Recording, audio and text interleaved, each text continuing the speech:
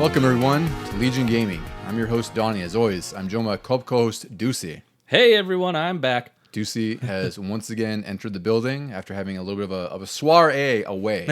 Vacation time. A little bit of vacation, yes. As we work pretty hard here at Legion Gaming, so it makes sense. Yeah, it's really rough, sitting around all day playing those games. I know it's a rough life. That's right. You get to play and record. Yeah, it is rough if we're playing these old games. Yeah.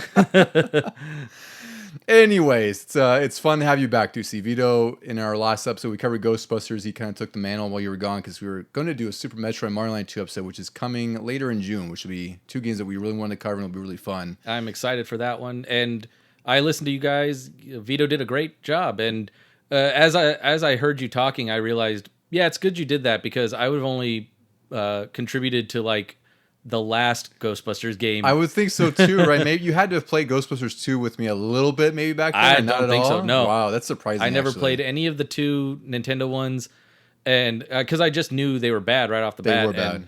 Yeah. And then that Sega one though, I'm gonna be on the hunt for that. That looked great. Me too. I was hoping to find it, and it sucks because it's one of those games where I've seen it in the past when we've gone to stores or game swaps, and now all of a sudden, now it's like it's disappeared. I know it's kind of pricey. I think it's like $80 to $100 complete, something like that. It's one of the pricier ones, but again, it's one of those things where I wish I realized how good it was and how fun it was because I did enjoy that a lot. Yeah, it's a really fun game.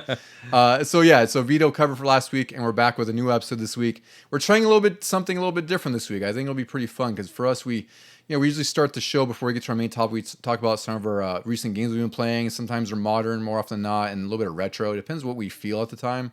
And also today we went to a game store, so we also want to talk about some of our cool picks we got because those, in most cases, those are pretty retro. I don't think we get too many modern stuff. Like it's pretty rare when I go out shopping for a new game. Yeah, no, all the modern stuff you just get on the online stores. Exactly, yeah. Or exactly. I'll go to Best Buy and get them or something. Yeah. So I guess, Deucy, let's go ahead and start with some of our pickups today. We got a pretty good amount of good stuff, I would say. Like we went to Game Vaults, which is our local shop here. It's one of the newer ones. They always have a really cool variety of stuff, and it seems like anytime we go there, we end up with stuff.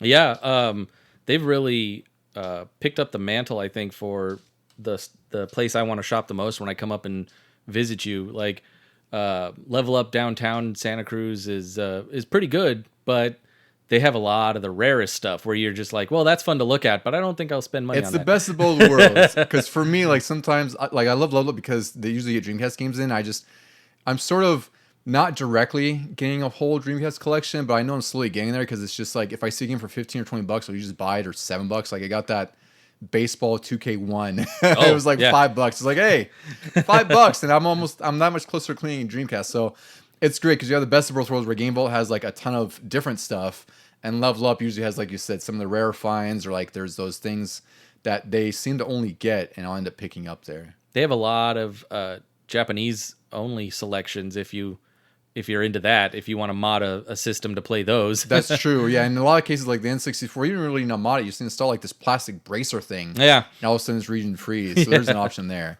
So I guess, Deucy, go ahead and start with one of your first pickups with you guys here today. Well, when we first walked in, we go over to the wall of mostly like PlayStation, Xbox, and all that. And I always look through PlayStation 2. Couldn't find anything for that today, but I went over to the original PlayStation and found Crash Team Racing, which is probably one of my favorite kart racing mascot games. That's not Mario Kart. It's up there for me as well because back then that was also one of the few PS1 games we got to play with the multi-tap. Oh, I forgot about that. Right, there was only a handful of games we played. I distinctly remember playing Warzone with our friends with the multi-tap, and also Crash Team Racing because that game was really incredible. Like my brother got into that, our friend Matt did. Like it was an awesome 4-player time. Yeah, and I've beaten it all the way through. It was like Diddy Kong Racing to me because it's got its own like story mode and adventure, and you have to collect certain things to unlock new doors in the next areas. But yeah, for some reason I just got hooked on it. Did I borrow it from you? I must have borrowed it. You had to have, yeah, because I remember I played the demo on the demo disc from PlayStation Magazine. I was like, oh, we gotta get this. Yeah. So I got it, and our friend Matt bought it. I remember both of us had it, and I'm sure you probably bought it from both of us or whatever. Yeah, I did something because I just remember playing it nonstop at my own house. But this is the first time I've owned the physical copy of it, and I did recently get the remastered version on Xbox One/Series, but God, that is hard now. It's really hard. It's it demands precision in a lot of ways. Like you have to be really good with the turbo thing, which is, I think Crash Team Racing definitely demands a little bit more skill, or has a little bit more of a learning curve than Mario Kart, I would say, because of the boosting, and some of the weapons aren't so, I don't want to call them, easy and cheap, but it's like in Mario Kart, you just throw it out, set it and forget it. You're pretty much, you're going to do something. It's going to be randomized. But CTR requires a little bit more, not strategy, but it's like you can't just throw weapons out, and the turbo boosting requires you to like, you're drifting and it fills up to a certain point. And you have to hit like L1 or R1 or something like that to actually execute the boost. So it's like a multi-step thing. Yeah, I had forgotten about that until I played the remaster, and then I realized I kind of like that better. I like it a lot for the boosting. I the think boost it's a skill thing. Yeah.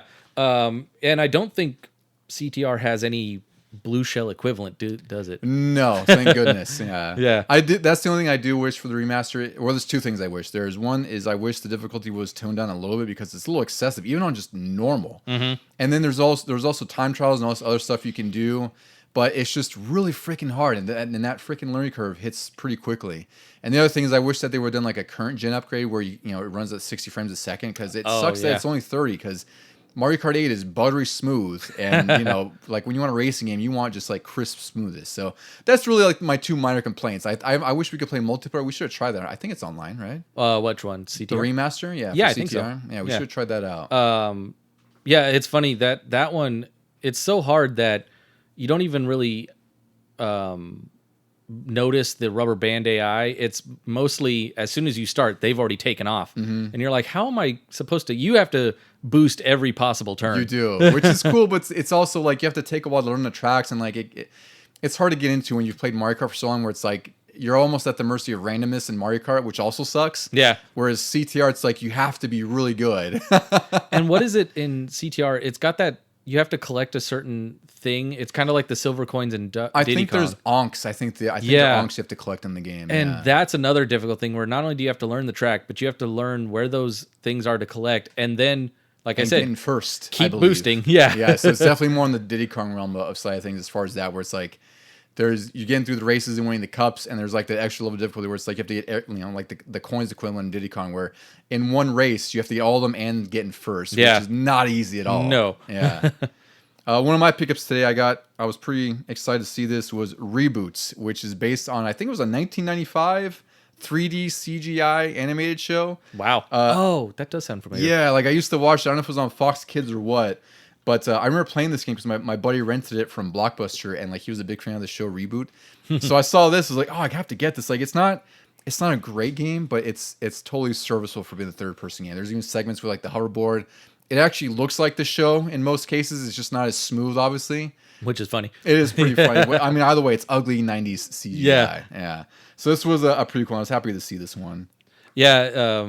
The way you described it as it's serviceable 3D for back in the day, like that on PlayStation 1 was how we survived. It was. Yeah, like there was a lot of those totally fine games that were really fun to play. Think about Army Men and even Siphon Filter, things like that. Like Metal Gear was like top class, and then Siphon Filter was one level down with kind of ugly character models, but it was still fun as hell to play in the multiplayer. Yeah, that we should cover those games, at least the first one or something, because those I think they're largely forgotten now, which is really unfortunate, because the Siphon Filter games was the alternative to Metal Gear back then, and I definitely realized that when it came out.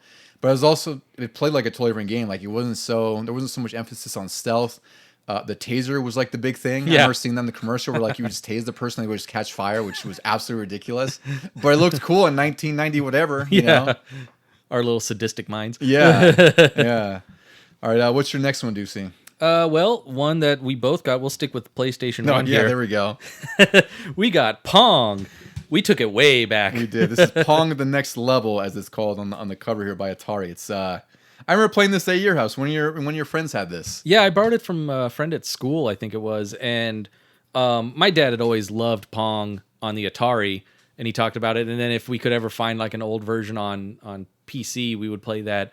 And then this came out around that time when old games were making a weird 3D comeback, like Frogger, which I had for PC, and that was a fun remake of a classic.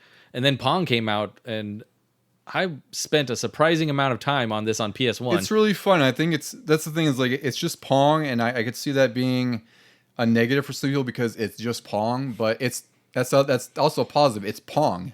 They do a lot to add new stuff to it. Like there's the 2-on-2 Pong. Yeah, there's 4-player multiplayer in this, which is really cool. Yeah, it's kind of like what do you call that? Foosball, but with just the Pong paddles. Yeah, there's all these twists on the games. Like I even see on the back of the cover, there's like a circular battlefield thing with bumpers in there, and like there's like a snow level, which I'm sure has ice physics, and everything slides out around more. Yeah, that's more like hockey instead of soccer. So it's really cool. And we got this really cheap. Like I got mine for $10. You found the sealed copy there for 12, and you basically got it as a freebie with your purchases. Which the guy was surprised we both picked this up, so he was like, "Yeah, I'll just throw this one in." It's also just surprising that they had 2 copies to begin with. Yeah, but it's cool. Like this one, I definitely had to pick it up for as inexpensive as it was. All right, so for my next one, I guess I'm going to combine these two because that was a hilarious find, but also womp womp. Yeah, so I love completing box games. Like just my thing for a lot of systems, especially Nintendo ones. So I found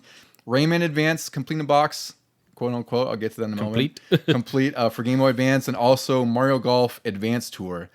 I played Mario Golf Advance Tour back then. I don't know how I played it. Did you own it or did I rent it maybe? I can't remember if I owned it. I don't think I did. I had Mario Golf on N64. Yeah. And these just recently came out to the Switch Online, didn't they? I think they did. I think you're right. Yeah. Yeah, I think they're all on there. So I picked that up, and I picked up Rayman Advance, but the downside is like they were complete in box, but the carts were gone. So I just got the box and manual and all that stuff for them for that was such a pretty cheap. Weird mystery. It was. So I just have to get the cartridges, but it's fine. But Rayman Advance, I really love Rayman in general, and I remember that was a launch game for the Game Boy Advance, and that was also one I almost picked up. Wow, this was launch? Yeah, it was a launch game. It looks really good according to the pictures. It got a lot of good reviews back then for that because this was a PS1 game, it was a Saturn game. It looked like a gorgeous platforming game. Like you probably know Rayman like everyone else does.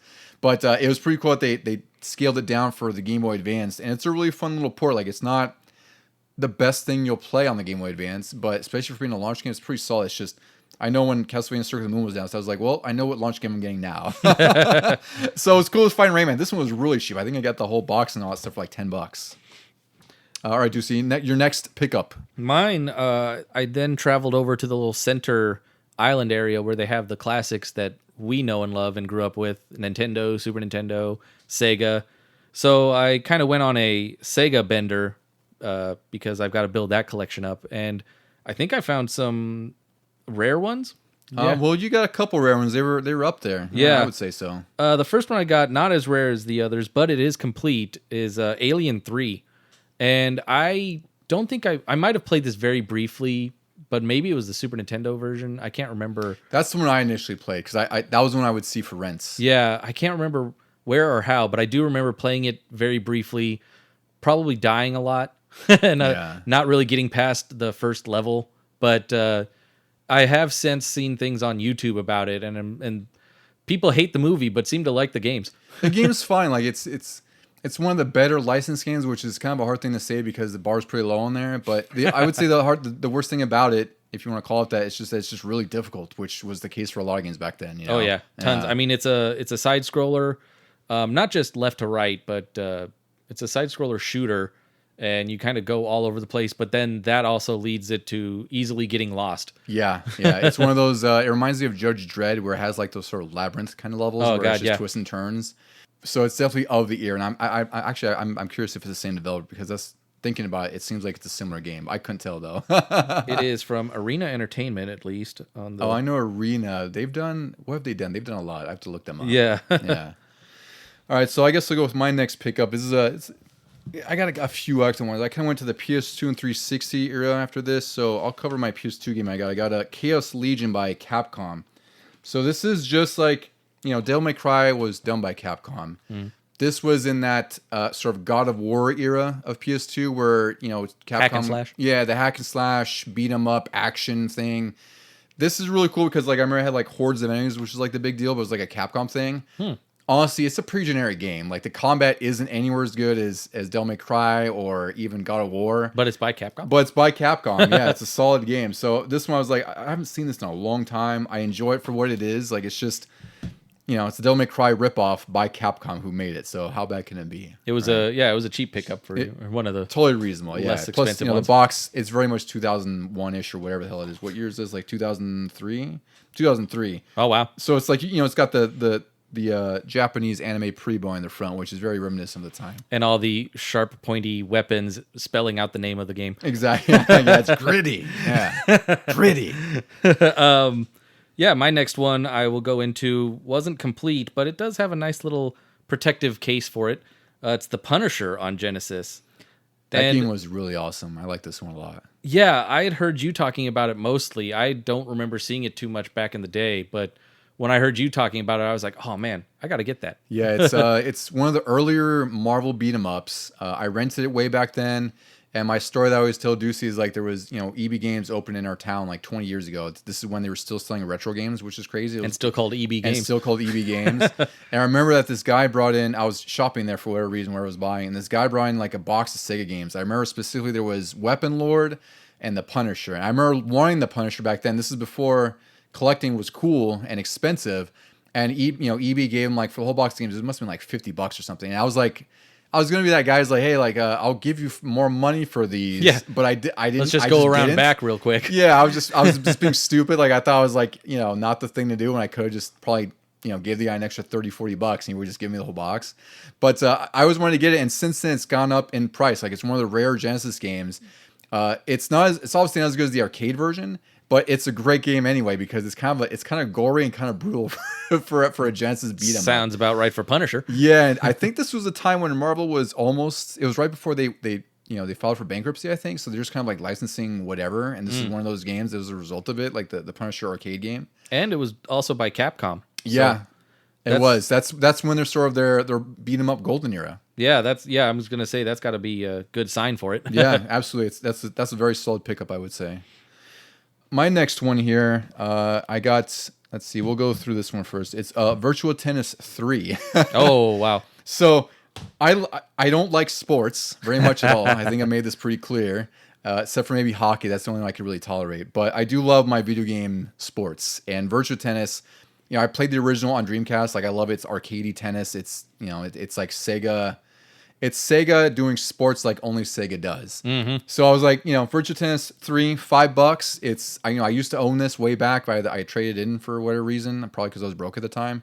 And it's really fun. It's enjoyable. Plus, for me, I was also kind of tennis on the mind because I just played the demo for Topspin 2K25. So. Oh man, I do want to play that. I was always more of a Topspin guy than Virtua Tennis. Me too. Like I think I was definitely on the Topspin side of things because Virtua Tennis was just that different flavor of tennis. It was a lot more arcadey, but it wasn't so far arcadey like Mario Tennis. Yeah, or like NBA Jam or something. Yeah. Or, that kind of. Was tennis Virtua 3 the one that Matt was just constantly whooping on us? I don't know if this is one or another one. It might have been 3 or 4. Yeah, it was around this era, the 360 era though. Yeah. I do remember that, and it was just like he would just stand there. He could play with one hand, and the rest of us were just like. Okay, next. I guess is this a volley? I don't know. But $5, I got it. It's well worth it. There's a ton of mini games in it too. I remember playing this a lot. Hopefully I'll boot it up at least once and try it out for $5. Or I might just get Topspin. We'll see. You should try Topspin 2 as well when we're downstairs. I do want to pick that one up soon. Yeah. Your next one, Deucy. My next one. I guess is this your final one? Because you and I are getting down to our final ones for the pickups. Yeah, I think this is the last one, and it is probably the rarest one. I got another find. It wasn't even price tagged by the time I got to it. Yeah, it's one of those like if you have to ask how much it is, maybe. But I don't think it's the case with this. It was fine. It wasn't that bad. Should I set this up on a spinning turntable? I should get one of those. Get some videos on Instagram or something. So this one is Batman the video game for the Genesis, and this is based on the first movie with Jack Nicholson, Joker, and all that. And it is, you've heard us talking about Batman for the NES. Yeah, that was our 4th episode. Yeah. It was a great game. And we all love that one. And this one is good, but not the same, which is fine. Because this is the 16-bit era. So. Yeah, it's different. I could say, I don't prefer this one over the NES one, but it's still really good. Mm-hmm. I think it's largely because I grew up with the NES one. I love the music in the NES one. Like, it's just really, really great game. And this one's like... It's weird. It's a similar game, but it's different, which is weird. It's hard to articulate what's really different about it. Like, it's just the graphics are different, the music different. It's a great game, though. Yeah. It reminds me, when you look at it, of Batman Returns for Super Nintendo, but it's not quite like that. It's not that much of a beat 'em up, but it is, it is the next level of graphics and everything. It is. Plus, also, I will always love the Sega aesthetic for Genesis, like just the cases, like like this is just very plain. It just has Batman and the Batman 89 symbol on it. It looks like the VHS box. Yeah, it's really great. Like it's just so simple and whatever. But I don't know. I guess because they just have such an affinity for Genesis that anytime I see a case, it just warms me up with the fuzzies or something. This one has vehicle levels too, doesn't it? I think it does. I don't know how involved they are, but yeah. There's one I just see on the picture right away. You're in the Batwing and it's like a shmup. Oh, I didn't realize it was a shmup though. That's actually pretty cool. I have to play that more because I only played a little bit when we did our episode for the Nintendo one, but I never actually have beaten that one. I think I've gotten like a few levels in, and it's probably just as hard as the Nintendo one. I'm sure it is. Yeah. All right, well, that's our pickups. So we want to try. Oh, you know what? Oh, I forgot my last one. Excuse me, Deucy. Yeah, I'm sorry. So my last one I picked up. This one is a bit of a classic because it reminds me of when you first got your 360 before I had one. Mm-hmm. This is another one of those games where I looked at it and I was like, damn, I really need to get or earn some money for a Dreamcast or save some money up. It's a Need for Speed Carbon, which isn't the best Need for Speed game, but it's a damn good one in my eyes. Like I think it's one of the better ones that released on the 360. Yeah, this one, it wasn't the first one on 360. It was maybe the second. I think it was third. the second because they did a port of Most Wanted. That's right. Carbon was after. I'm pretty sure. But I do remember liking this one as much as Underground. That's exactly why, because this felt like it wasn't Underground, but it felt like it was a return to an extension Underground. of that. Yeah, because it was more emphasis on drift and what do they call it when you go down the mountain? I can't remember. There's a term for it. For those kinds of races. But anyway, it had those downhill like windy Tokyo Extreme Racer races, which were really cool in this. They were a lot different, but it also sucked because like if you're far ahead, and I think it told you how far in the race you were, like 80%, you're like, all right, well, I only have so much room to catch up. Otherwise, I have to restart this thing all over again, which happened a lot in this game. I got a special edition of this because I was a big fan of Underground and Underground 2, and I don't think I'd played Most Wanted because it was kind of in that time where you could either get it for the original Xbox or 360, but usually that meant neither one was as great as it could be. Yeah. But then Carbon, like we said, was the next one specifically for 360, and I really enjoyed it. I thought it was an interesting way of doing things where there's like 3 or 4 area bosses because it was an open world racer, which we weren't tired of back then. That was a fresh idea. And each area had a boss, and then you had to race your way up and upgrade your car enough to face the boss. And I remember the first boss I beat drove an Aston Martin. It was like, I think it was the V12 because Bond was popular at the time. And Casino Royale was coming out, I think, this year, 2006-ish. Yeah. And so I ended up getting that car from him. You win it off the boss. And then I didn't really need any other car after that. Oh, that's funny. I beat the rest of them with that. The first boss car. Yeah. Yeah, maybe that's a testament to your skill, though. Yeah, so it'd be cool to kind of revisit this one. Like, I always, Need for Speed's like I think it's around 30 years old now. I think it's celebrating its 30th anniversary because it was on 3DO. So I saw it there. I was like, damn, I was actually kind of thinking about this. I don't know why, but I figured I may as well pick it up because I don't have it in my collection. They really should remake or remaster like the original Underground or Underground 2. I think they should. I think it's time because those are 20 years old now-ish. Because I remember those were like early 2000s. And I think it's time. Like I really did like Unbound, though. That was a really great Need for Speed? Yeah, it was Need for Speed. Yeah. I liked it a lot. It's just... That one got hard. Exactly. I got stuck pretty quickly. Not quickly, like I got into it, but the cops get really persistent later on. And then the upgrades to sort of, negate that are really expensive. Like I think there's an upgrade for where it takes longer for them to detect you or something, or it's easier to lose them, but they're pretty damn expensive. It's a great game though. I really like Unbound. Yeah, it's a great mashup of like modern 3D graphics, but this cartoony art style, like cell shading and stuff. Yeah, I like it a lot. And it looks really fusion. gorgeous on PS5. I'm sure Series X as well. I think that's what you guys Series X, right? Yeah. All right, so now that's all of our pickups. I'm sure I'll be posting this early, ahead of what our picks are, and then we'll probably refresh it next week when the episode releases.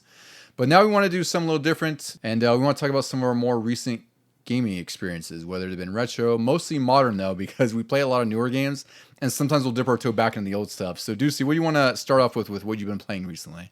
Yeah, so this is kind of just an extended "What are we playing?" episode, and I figured we could use this as me getting back into the swing of things because I've been gone for so long. That's also true. I have Yeah. been playing a lot. After I beat those other games, Detroit, Spider-Man, and Mario versus Donkey Kong, I was definitely sort of wandering around, not knowing what I wanted to play. And for some reason, I think I watched on YouTube, like somebody was playing a simulator game, and it just stuck in my head that, oh, there's a ton of simulator games on PS Plus and even on Game Pass. And so I just went on this weird not buying, but downloading binge of Lawn Simulator, Bus Simulator, Car Mechanic Simulator. What else? Oh, You got House Flipper. That was House the other Flipper. one. Yeah. And all of them, I'm like, oh, this is kind of a funny little gimmick. Next thing I know, I've spent like an hour and a half on like rebuilding a car from the ground up. And I was like, huh, where did the time go? Now I have to go to bed. Yeah, it's amazing how many of those exist because I can't remember what the first simulator type game I heard of was. I'm sure it was like Mechanic Simulator or one of those kind of things. But now it's like every sort of profession has a simulator type game, which is really funny. Like I even saw there was one where it's like a mortuary simulator. That Which sounds pretty crazy. was hilarious when Yeah, you I told me. remember. I think the Wii even had. Well, they had Trauma, which was like a Japanese surgeon simulator thing with a story. So they've been around for like a long time. But the one I got into was Bus Simulator because I think I told you guys about that. Yeah. And the cool thing is you probably have the same experience where you enjoy the novelty of it, even if for a short duration. Sometimes you might get into it even more. But I'd say like these are great Game Pass or PS Plus games because you could try them, download them. You might stick to it, you might not.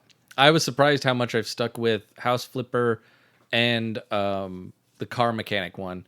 The Bus Simulator I played for a little bit, and I had too much anxiety when I was playing it because I was like, you actually have to drive the bus, and they control like a bus. And then when you hit your stop, you're on a schedule.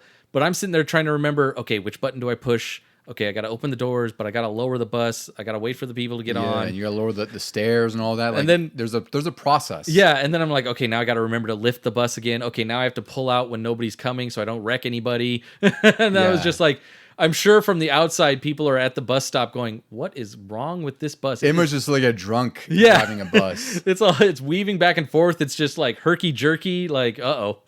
Yeah, I did my best to create Ralph Cramden in there, which really just made the experience that much more fun from the honeymooners because he was just kind of like this, this pudgy bus driver. But it's also like, it does get more options open up later. Like you have to manage your buses. Like you could buy multiple buses, I think, and like you manage more of the business aspect of things as you get more into it. That's kind of, it made me think it's what I wanted from the start is just like, let me operate a bus line from like a main hub. Yeah, I And wonder if you do get to do that later on though. Like maybe you're just like It it's kind almost of- like you get promoted or something. It kind of looks like it because you have this garage that has like multiple bus bays, and I'm assuming you can just hire drivers to drive those other buses, I would think so. and then you have multiple routes throughout the little city. Yeah, the challenge I have with these simulator games or any of these job games is that I get why people are into them, and it's totally fine, obviously, but there comes to a point for me where it's like it almost becomes like monotonous real work, Oh yeah, right? Where like that arcade game we played for a little bit, Arcade Paradise, I think it was. oh yeah. Right, really loved it, but it's just when you're set on timers like 2 minutes to do laundry and this and that, like it just becomes like work. Yeah, So it's like that's when I'm like, all right, I gotta go play something else because now it's like I'm off work. I don't want to work again. Yeah. For this, I was getting that way with the Car Mechanic one because before you can really get enough money to maybe buy an old rusty car from a barn find, you have to build up the money. So you're taking regular garage jobs, and like most of them in a row are just like, hey, fix my brakes. Hey, change my oil. And that's just like a regular job at a mechanic shop. Yeah. So I appreciate them nonetheless. It's just I hit that threshold. I'm like, all right, I'm done. I gotta go play something else now. Like I can't do this. But House Flipper has come in handy where if I know I'm about to do something else, but I want to just play something in the meantime before, and I don't want to get into a big game with a story, then I just go in and I'm like, okay, I'll take this job where I have to clean up something and paint a room. I'm good. Yeah, I just keep it simple. Plus, these games are kind of fun to chill out to too. Like if you have had a long day at work or you just want to unwind a little bit, like it's not very much. It's not too intense. You might get lost in it for a little bit, which again, it's totally fine. Like just some games I'll play for an hour and just I'm fine with that. These are good games if you have like podcasts you want to catch up on, especially Legion That's Gaming true too. podcast. Yeah. Then you just pop one of those on in the background and then just start like remodeling a house. I will say these are great background, have your tablet on or something or whatever. I'm sure these are great on Switch too, but ideally, like, yeah, you'll have your tablet on your phone or something, just be listening to podcasts or a movie or something. Yeah. Yeah. One of the big games that I played and finally finished was Final Fantasy VII Rebirth, which... Oh, finally finished. Yeah, 60 hours is what it took me. And that's also kind of rushing towards the end, like the last two chapters, because I was getting so distracted. Like, every week I was talking about it on here where I would do like all the side missions or the small stuff, collecting this or that. And then I got to chapter 13. I was like, I just got to finish this at this point because I'm already like 45 hours in. I don't know what it was, 50 hours in at that point. It's like, I just want to finish the story and get to the end because I'm enjoying it. But it's like... And there's a whole another part coming. There's a whole other part coming. And it's like I could always go back and clean up. And there's also other games that I've been playing and not also playing because I've been so invested in Rebirth. So in general, this game is probably a game of the year contender, I would say. Like I loved a lot about this game. My one rant has to go to two specific bosses. One is, and these aren't really spoilers because you do fight them. I won't give any story context for them. But one is Rufus, who's the son of the Shinra CEO, who's kind of taking over Shinra. Mm-hmm. His boss fight is the one-on-one fight with Cloud, and it's awful because he can rush you from great distances and he can shoot you from great distances, and you're Cloud who has the Buster Sword. And even when you do your long-range attacks, you have time to cast a spell. It takes a while to do any abilities, and you also have to fill up your time bar to execute those abilities. Oh yeah. So it's a one-on-one fight. It's a swordsman versus a gunman, and it's not fun at all. Like it was just. You can only affect him when he's reloading, which is very brief. Like he does like the Terminator thing where he flicks his gun up and it spins and it reloads. Yeah. So you have a very brief window to attack him, and he has so much HP. I played on normal, by the way. It wasn't even hard or difficult or anything like that. I beat that and I was fine with it. It wasn't too big of a blemish. And then I got to the final boss, which I swear to God, Deucy, was probably an hour to hour and a half straight. Mm. It's a multi-phase boss fight against Sephiroth in different forms, and you also fight Genova. And I was all into it. I was like, this is freaking epic. This is an amazing boss battle. And then I get to the final form of Sephiroth where the only party members you have are Aerith and Cloud. Now, this is important because what the game doesn't tell you is like, so it gets to a point like many games where it says this is the point of no return, essentially. Like whenever you go onto this, like you can't do anything, you can't save, or you'll have limited ways or limited abilities of what you can do.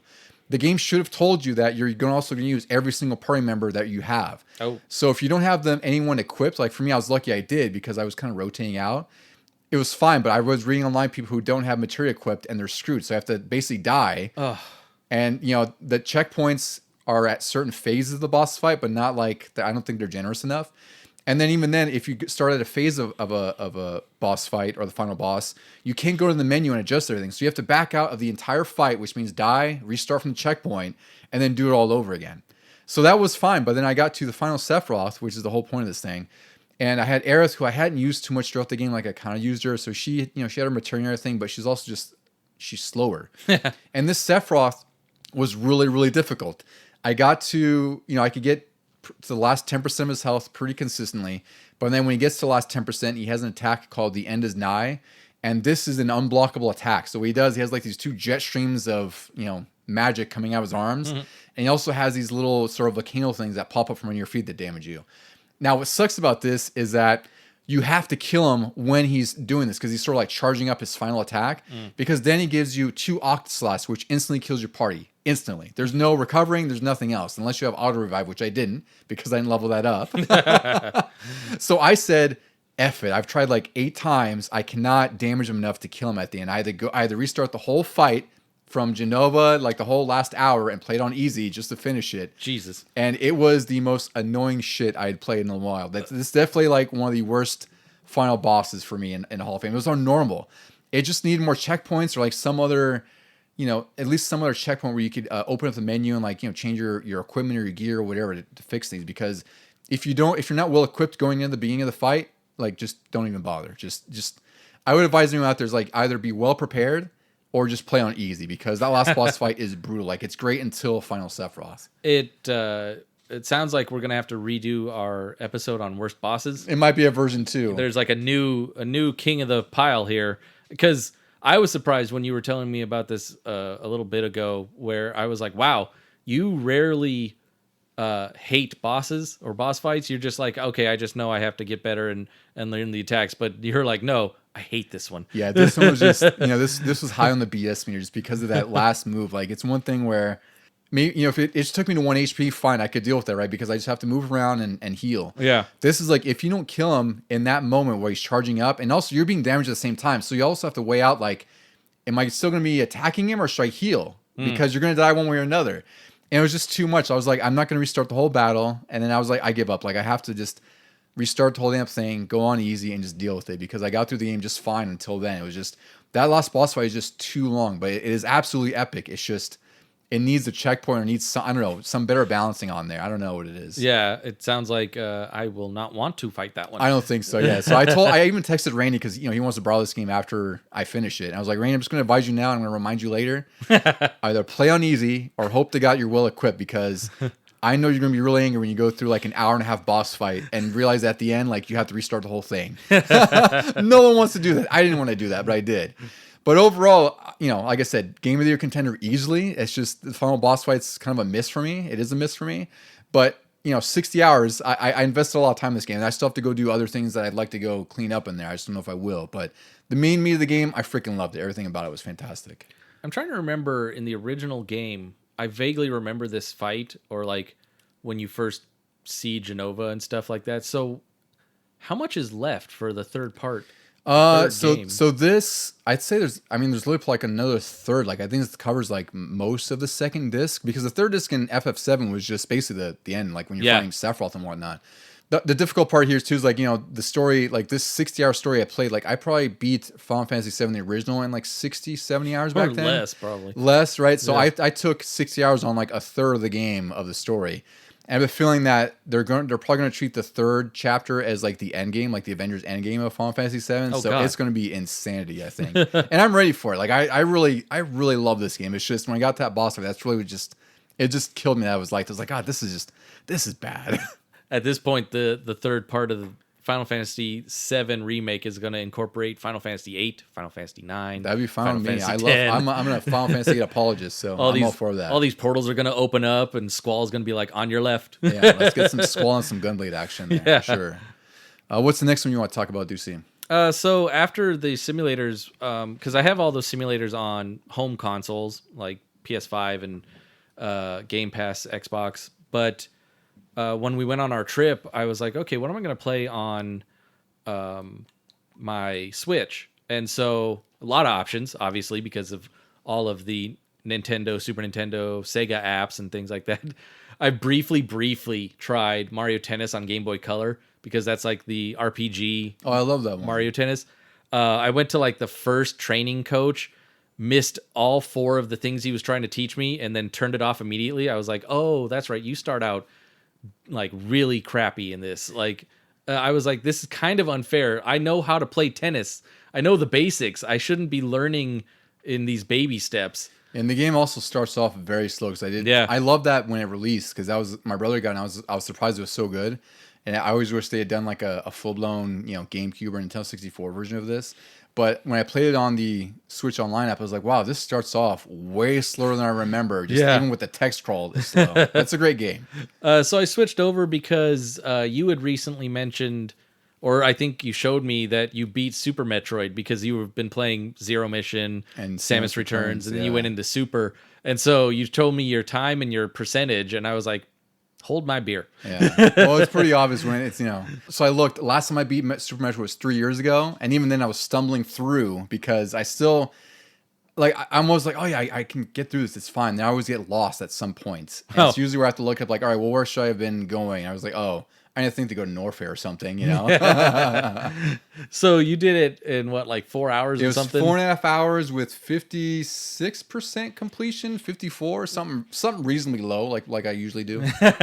And I got it down to, I think it was 2 hours and 16 with 88%. Yeah, see, there's obviously a disparity there. Yeah.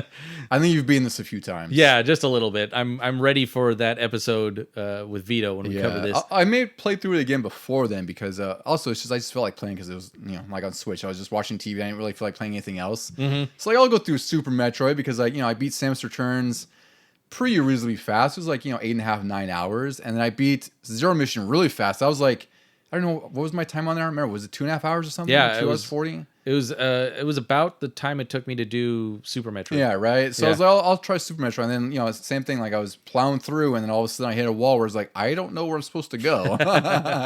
And you're just like, no, I know where to go. It's like, oh, now I'm doing this, now I'm doing that. The weird thing is, though, if I go into one of my older files, I don't quite know where to go. I don't know where I left off in those. Yeah, that happens with those. I've done that before too, especially if I'm playing multiple Metroidvanias. I'm like, oh crap, like where was I going? I also learned the hard way about how save states are working in these Nintendo Switch apps and things. Well, I should say it's how save states work in general. Yeah, but I've never really played games that have their own save files, and then I also do save states. Like when I'm playing through Mega Man, those didn't have save files. Like the save states were a godsend compared to the old password system. So in this one, the way I did it was I had saved through a save point because I wanted to find my my game time. What was I currently up to? Because you can only see that on the menu. But then I had done a save state somewhere, and I loaded up a different one, which erased all the progress I had. It actually went back to like that save state was from 2022, I want to say. Mm-hmm. Ooh, that erased like 2 or 3 different files that I had already restarted. I don't doubt it. Yeah, I was like, crap. So really, I replayed the first half of the game. I think I'd gotten up to just past Kraid. That's not the half. That's the first quarter mark. But I replayed that like twice in 2 days. I was just like, okay, let me just run through this. So if anything, it just made you go through it even quicker. Yeah. It was even fresher in your mind. Yeah. Let me just replay this real quick. Doesn't bother. Yeah. Doesn't bother me too much. But I was like, oh, I learned a valuable lesson that day. Yeah, that'll be a fun episode when we do finally record, because that game, again, I use this term a lot, especially on the Super Nintendo games and Genesis. Like it's really timeless. Like everything holds up. The music's still really exceptional. The graphics are among the best on Super Nintendo. Like everything about that game is just perfect. I love that game. The next game I want to talk about is one that I'd heard about this game when it came out. It's Kingdom Come Deliverance. It's an immersive third-person RPG. When it released, it kind of got like mixed reviews because it had some technical issues, which is what happens these days. Yeah. A lot of the time. But there's still sort of that niche fan base that says this game is really great. So I come across a Steam review where the guy basically sold on it on the stupidest way possible. He sold me on it by saying how he connected to a story he had in his personal life, apparently. I don't know whether this is true, where he said like his neighbor's dog took a crap on his lawn, and then he waited till the neighbor walked away, and then he threw the crap on the guy's house. Well, you can do that in Kingdom Come Deliverance. So this guy had played like an hour and a half, and in the first hour of the game, you play as like this nobody kid. You're playing as like this this guy who his name's Henry. He's the son of a blacksmith. This takes place in Bohemia, or medieval kingdom of Bohemia in the 1400s. So it's also one of those games that's supposed to be like historically accurate.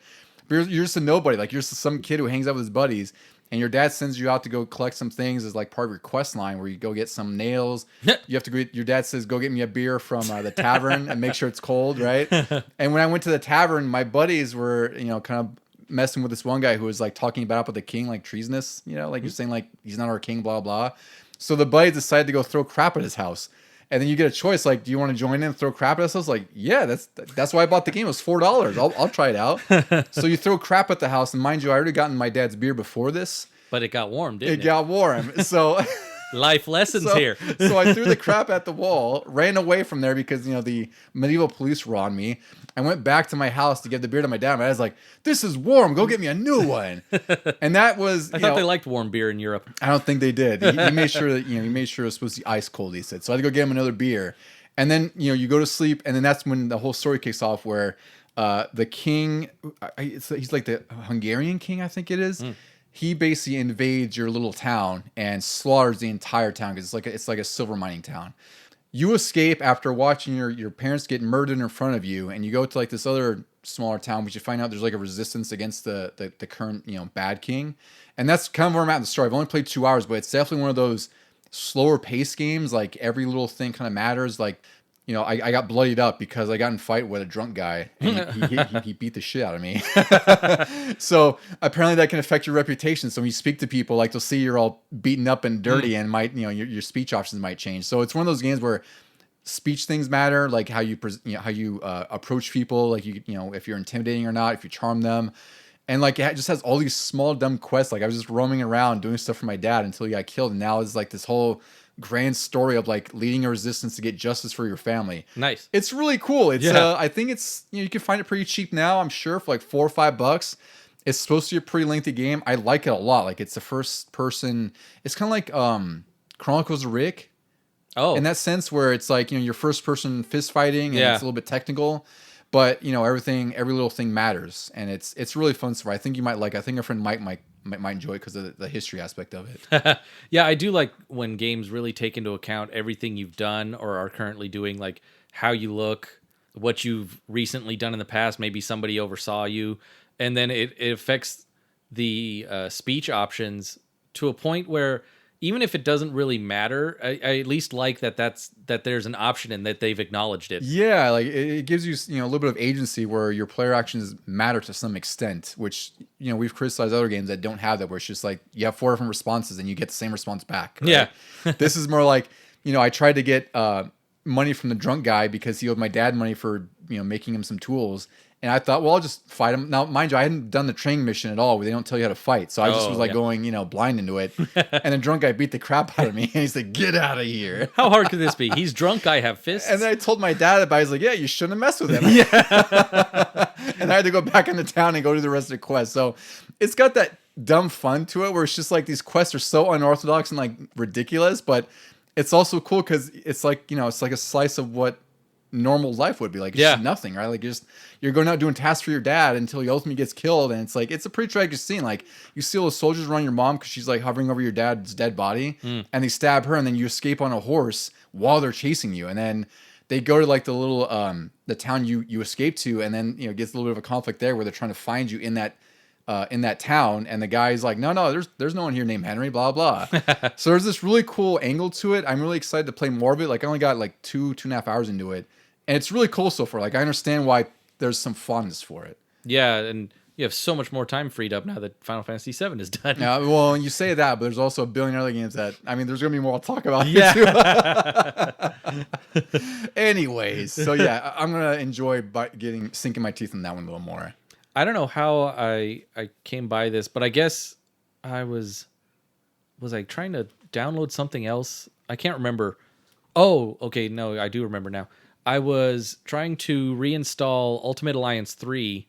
Oh yeah, I want to talk about this nonsense. On the Switch, and in the meantime, like while it had to slowly download and everything, I was going through my menu and I was like, oh, there's good old Dave the Diver.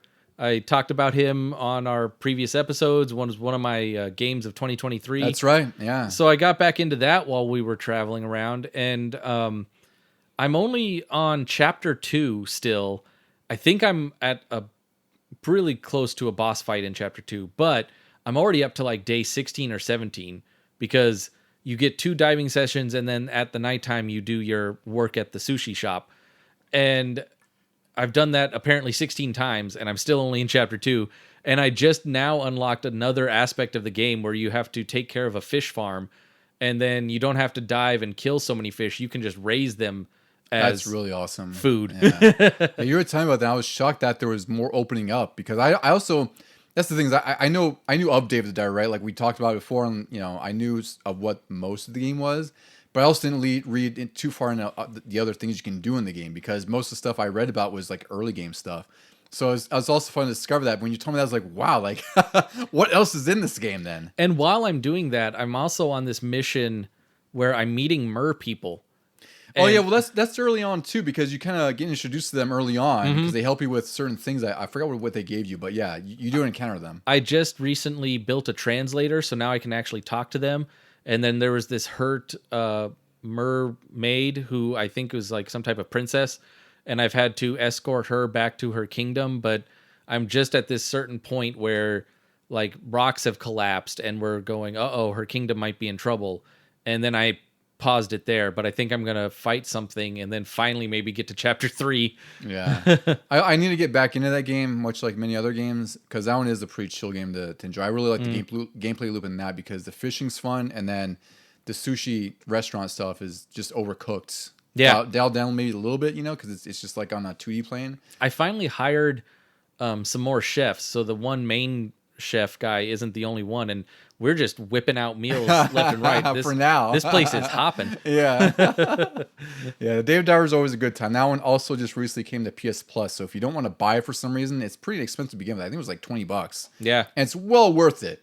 But it is on PS Plus right now if you want to check that out, and I definitely say you should check that one out. So after that though, I finally fired up Ultimate Alliance 3 because that's what I wanted to reinstall and get the DLC for. There's all these extra characters. I wanted to play as Gambit because, well, if you've watched X-Men 97, screw them.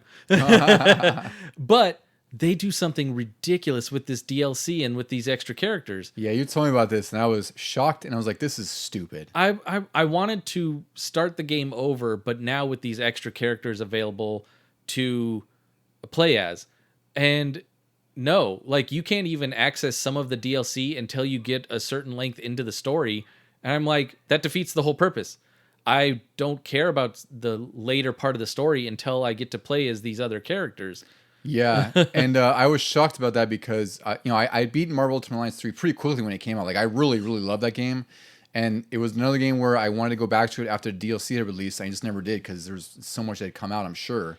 And then when you told me about that, I was like, what? Because I'd have been really mad if I'd gotten the DLC and I already finished the game, which means I would have had to restart the game and go through it to unlock them all, when the whole point is like I would have liked to have gone through the story with the DLC characters. Yeah. Right? And I knew you can unlock them through the story, and there's also, I think, like gauntlet matches, or I forget what they're called, gauntlet challenges, right? Something like that. And I'm like, why would, like, I paid for this. Why do I have to unlock downloadable content? Like, shouldn't it just unlock naturally? They were supposed to be unlocked. That's the whole reason of downloadable and paying money for it. It's a weird choice because I don't recall many games that do that. Like, I can't imagine, like Mortal Kombat 1 recently released Ermac. I can't imagine having to play through more of the story mode after I paid for Ermac to play as him. Right? Yeah. Like, it just seems, it's such a weird choice. Or like, because is there story missions for the DLC characters or no? I don't remember. I thought they had like made some small missions or all I've seen, maybe. Because on the main menu, you can push like left bumper or right bumper, and it switches the main menu over to the DLC menu. And all I've seen on those are the gauntlet matches. Oh, so maybe that's probably what they are then. They're probably the gauntlet match things is what I'm confusing them with. Yeah, and the gauntlet seems to maybe have a story theme, but it's not like a story with cutscenes. Yeah, because I think they're all thematic in a sense, but I don't know if it was actually story bits or not. So that makes it even more dumb that like you have to unlock your DLC after you've paid to unlock it.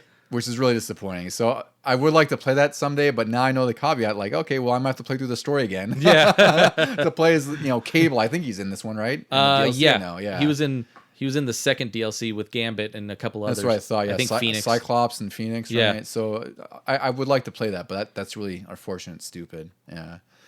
The next thing I want to talk about is a recent release that came out this week, as of this recording release. It's Tales of Kenzera Zao. This is it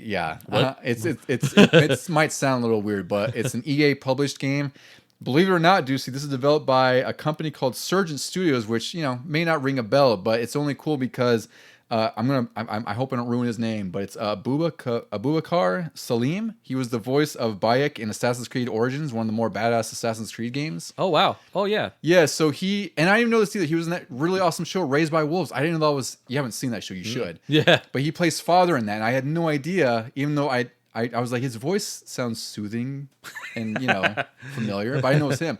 So he started a development studio, and he made this Metroidvania. And you know me, I freaking love Metroidvanias. Yep.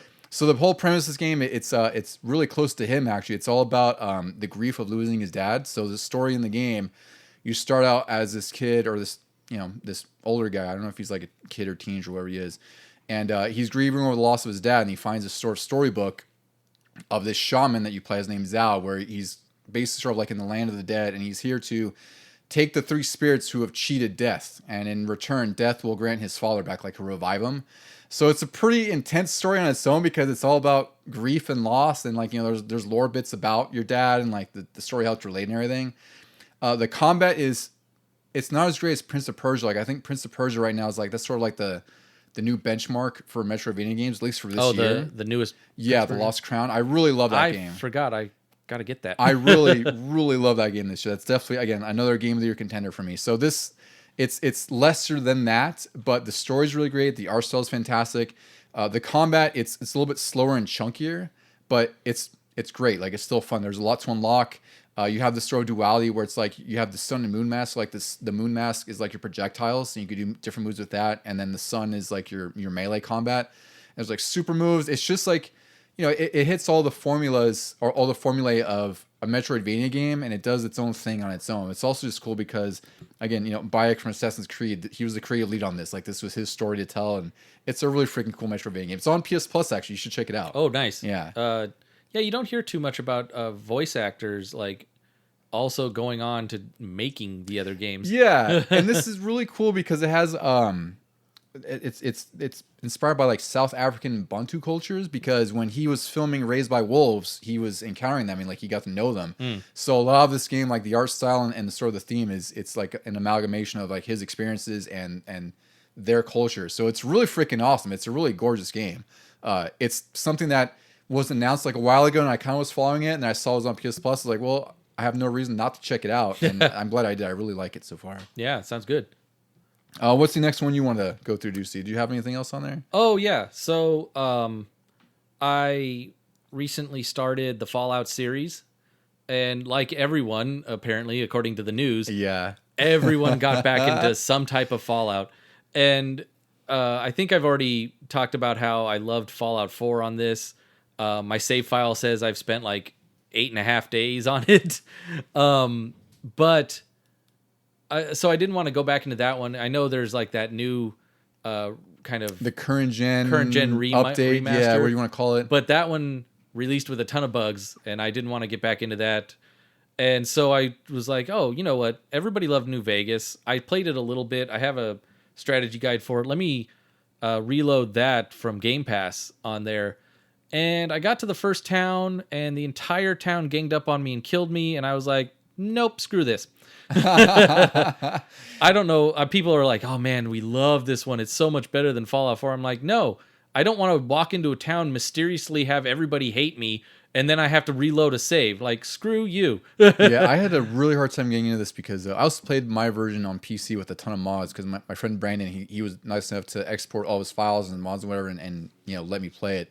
But I had the same experience where I got past... So first, I remember the first time I played New Vegas, when I built my PC like 5 years ago, I got to the same point where you did, which is like in the beginning town, when you first sort of wake up, you're trying to find out who shot you and whatever.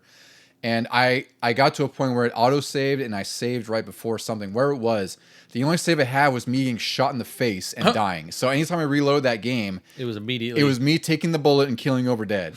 So it's one of those death loops that I couldn't avoid.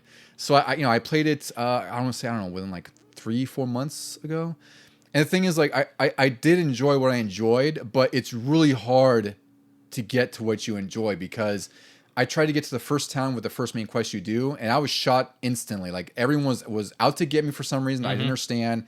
And the gunplay here is, admittedly pretty shit, because you could be right, your reticle could be aimed right on them close up. It's not like I'm shooting them from a distance with like a crappy gun. Yeah. And it'll miss every single time. Yep. And then they'll hit me with pinpoint accuracy. So it sucks, because I really want to get into this game for everything great I hear. And like, I do understand, like, there's different dialogue choices. Like, there's a lot to love in this game.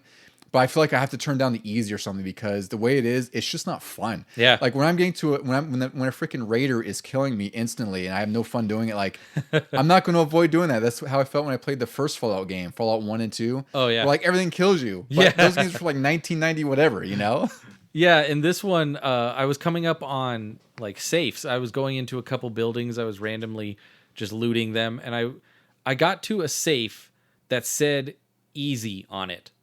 Or maybe it was medium. But either way, it said, you do not have the rank for this yet. I'm like, this is the first damn building I'm walking into. How do I not have the rank for this yet? I don't want to play 4 hours going off into the world and then try to remember to come back to this building. I want to be able to open this now. Yeah, and you come back and open it, and there's pre-war money in there or something. Yeah. Gee, which is worthless. Yeah. So what it did trigger in me, though, is that I was like, okay, this is by Obsidian, which everybody loved. They were the original Fallout makers, and then they came back and did New Vegas. But they've also made an amazing space version, not called Starfield. This is the Outer Worlds, and I restarted it because it's on PS5, the PS Plus, and it's the remastered version for the next generation. The current gen definitive version, I think they called it, or Space something edition. Yeah, the Spacer's Choice edition. There you go. And it comes with the 2 DLCs. It comes with updated graphics and everything. And so I wanted to start that over. And as soon as I got into it and was choosing some dialogue options and shooting my way through some raiders, I was like, why did I ever put this down? This is like the Firefly game we never got. So I restarted it, I want to say about a year ago for the same reason. I think it was on Game Pass when I still had at the time. I was like, I did. The thing is, like, when that came out, I did enjoy what I played, and just like I keep saying it, I just get distracted by other things. Like I wasn't nearly as critical as many people as others were. Like, people seem to hate this game for some reason. I don't know what they expected. But the one thing I did think is after I finished Starfield was I'm curious what people think about Outer Worlds after the fact, because people were almost kind of crapping on Outer Worlds because Starfield hadn't been out yet and that was coming, like that was in development. And I'm with you. Like, I feel like Outer Worlds is the bigger and better game. Yeah. You know, like Starfield, we've gone through a million times our criticisms, but Outer Worlds seems like the game that we wish we had. It's got humor. It's got literally the characters from Firefly. You're the cocky pilot who just sort of like fell into this ship. You've got the young woman as the engineer. You've got a mysterious pastor who is more than meets the eye because he has a lot of interesting skills. Yeah. This one, I even forgot about some parts. Like, I've already gotten my third crew member on the ship, and I was like, wow, this is kind of early. I'm only into the second major map. There's also a robot type thing that you have on the ship that you can repair. Yeah, she's like an AI. I forgot her name. No, this is the one that actually moves around. You can use it as a companion to shoot things. Okay, I don't think I got that far. Yeah, it's called Sam, but it's supposed to be like a cleanup droid, but then you can like turn it into like a battle droid. I think there's like 1 or 2 other characters I still have to meet, but I'm looking forward to really blazing through that. And then, like, I never finished the original story, so I do want to finish that and then get into a couple of the DLCs for it. I would like to play it as well because I just think it's really cool that PS Plus even put the definitive edition on there with all the DLC, because that's a hell of a value on its own. I'm sure the game's like $60 new, and you probably could get it on sale for $30. But the fact you have that whole package on PS Plus is pretty badass. So I wanted to install that too because I did want to play through it, especially because I finished Starfield, so I feel like I have to, by principle, finish Outer Worlds. Yeah. Especially because I know that for the time I did have with Outer Worlds, which I don't think it was very far, I probably got like 8 hours in, maybe a little bit less. I did enjoy it a lot because it felt like, like a Fallout space RPG, and everything felt good. Like, the gunplay was really good. Like, there was a lot I liked about the game. I just unfortunately didn't finish it. So I'm glad you got into it now, because you dropped off Starfield like a lot of others did. I dropped off a lot sooner than the rest of the guys on the that we're talking about, Randy and Mike and you. I think you probably fell asleep through most of it too. I haven't. Oh well, no, I take that back. I do doze off during Outer Worlds. But yeah, I just play it too late. Night out of boredom. Yeah. That's so freaking hilarious. Yeah, that's the one I'm gonna have to check out. All right, dude. So the last one that I'm going to talk about is one that also just came out yesterday. Actually, I had played the demo of this, but it sold me on it. It's a Stellar Blade. Oh, I've seen things recently about that. Yeah, so it's another sort of Devil May Cry, near Automata kind of action. It's more on the Devil May Cry side of combat, that kind of thing, where it's just like heavy action, pretty difficult. Except this has near Automata sort of a post apocalyptic Earth theme. And in the story in this is that you play as Eve, which is sort of like this cybernetic soldier android. This game got a lot of controversy because the characters are kind of like sexualized. Like she's got curves, we'll say. Mm-hmm. And it's funny that it's developed by a Korean developer, and they double down. They're like, no, our position is like, yeah, she's sexy, but at the same time, like, it's a third person game. You're going to be looking at her back the whole time. We had to make it, appealing. It's like, all right, well, if that's your doubling down, go ahead, whatever. It doesn't bother me. But anyway, that's like the boilerplate response now. It really is. Those things. They're like, deal with it. You know? It's actually rated adults only in South Korea, which is funny. It's just rated mature here because it's pretty risque, I would say, but it's not any worse than other games I've done. But this feels like, and I love these kinds of games, it feels like an early 2000s PS2 game where it's like it does what it does extremely well. It doesn't try to go out of scope. Like, I was telling you about Immortals of Avium, where that game felt like it was trying to do everything at once. It was like a master of none. It did everything, and like everything was, either bad to, I don't know, I guess, competence, bad and to maybe meh. to great. Yeah, bad just all right. Whereas this we're gonna do everything we have in here is polished, it's tuned, like it's one of the more gorgeous games on the PS5. I think like it's really well done. The story, it's kind of cool. Like again, it's kind of generic. Like Earth has just been taken over by these alien monstrous alien things, and Eve is part of the colony, which is like this sort of space station that has the last of humanity. And you're on Earth to go to the last surviving city on Earth called Zion, which is of course very Matrix, right? Yeah. And from there, you're basically, the whole intent is you're trying to save the Earth, to try to repopulate, or try to get rid of the bad monstrous things on there. So that's all just, it's not a very great story. It's pretty generic. Yeah. But the combat in here is so damn fun. Like it's just balls to the wall. It's kind of like it's pretty difficult. Like it does the thing like I'd say Jedi Survivor and like Souls games where you have your limited health items, and like if you do die, then you start at your rest point, and then all of a sudden the enemies respawn. Oh yeah. But I think here the combat supports that, where it's like you have so many abilities and there's so much parrying, and that's the thing. This game is heavy on parries, and you know how much I love parrying in any game. Is it generous in the timing? No. I would say I'd say it's reasonable. I wouldn't say it's tighter than, it's not like certain games where it's not like Street Fighter 3. Right? I was gonna say, yeah, it's not like a fighter. It's not like a fighting game, but it's like you do have to, pay attention to the animations that the enemies are coming at you with, and you also have a couple other abilities you could avoid. Do they telegraph it as much as like Arkham or Spider-Man? For certain attacks. Oh, okay. So those, those charge up moves where it's like you usually see like a glow, like in here, there's like it's a blue glow or a purple glow.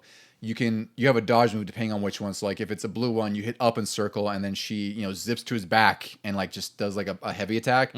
Whereas if it's a purple one, you hit down and circle, and then she does like a back dodge and then a stab kind of attack. So there's a lot of combat options here. Like it's kind of like Bayonetta in a sense. Like I would say this is like a combination of Nier Automata and Bayonetta. So I've been having a great time. I'm only like a couple levels in.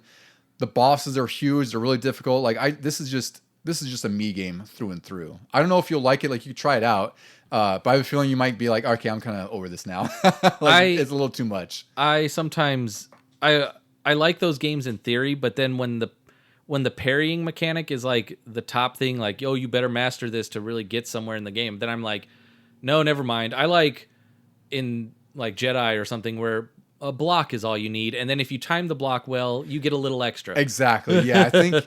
I think you should definitely play Jedi Survivor. That's the other thing we'll have to get to. We'll have to talk about that when you do. Thank for God sure. That's on Game Pass now. Yeah, because that one is an amazing experience too. But yeah, I think this one definitely leans more on you definitely need to learn the combat and the parrying, because you have blocking, which helps, but it's also like you can only block so much, right? And that's like you only have so many abilities to dodge and everything else. It feels like they really want you to learn parrying, which again may not be a cup of tea for a lot of people, but for me that's just my bread and butter with these kinds of games. Like this is like a PS2 game on PS5, so I've been having a great time with it.